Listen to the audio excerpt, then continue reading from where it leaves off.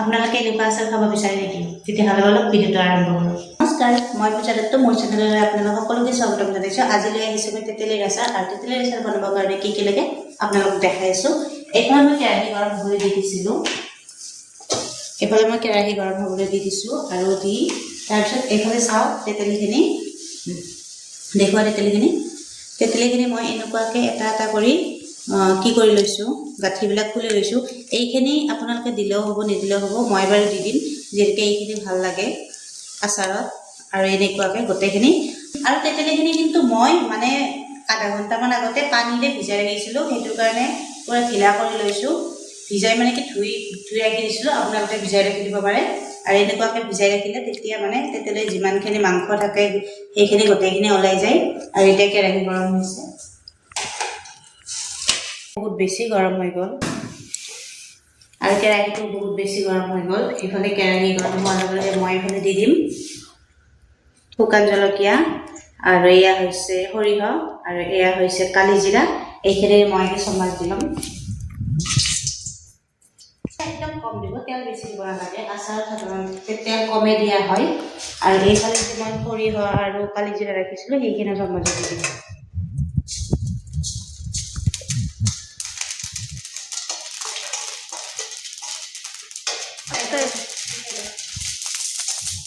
তাৰপিছত মই তেতেলী ভিজাই ৰখা তেতেলীখিনি মানে গোটেইখিনি ইয়াতে দি দিম।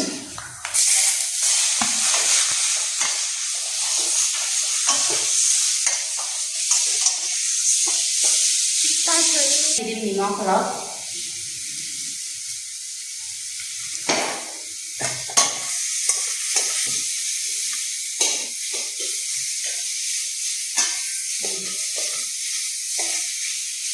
তাৰপিছত মই দি দিম এইফালে শুকান জলকীয়া গুড়ি, আৰু এইফালে হৈছে ধনিয়া গুড়ি, আৰু এইফালে হৈছে জিৰাৰ গুড়া, আৰু এইফালে হৈছে চপ। আমি ঘৰুৱা ভাষাত ইয়াক গুড়ামুড়ি বুলি কওঁ, আচলতে ইয়াত চপ। এই চপখিনি গোটেইখিনি গুড়া মছলা এতিয়া ইয়াতে ঢালি দিম।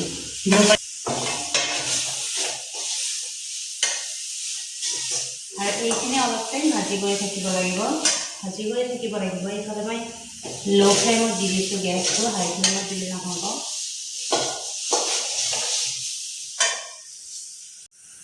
তাৰপিছত মই কাটি ৰখা গুড়খিনি দি দিম। যিহেতুকে আমাৰ তেতেলীও কম, সেইটোৰ কাৰণে গুড়ো কম। ইয়াতে মই গুড়খিনি এতিয়া ঢালি দিম।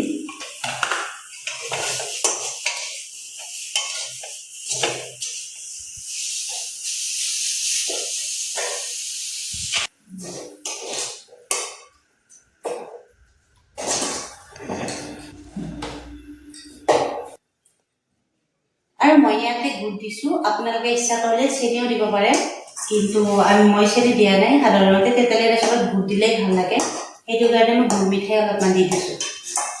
আপোনালোকে চেনিও ব্যৱহাৰ কৰিব পাৰে। আৰু গুড়খিনি গলি যোৱাৰ পিছত এইফালে চাব দিয়ে কেনেকুৱা হৈছে, দেখুৱাই দিয়ে।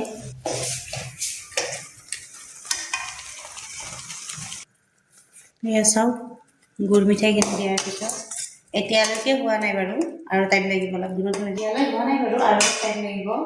মই একবাৰ ল' ফ্লেম, একবাৰ হাই ফ্লেম সেনেকুৱা কৰি আছোঁ গেছটো।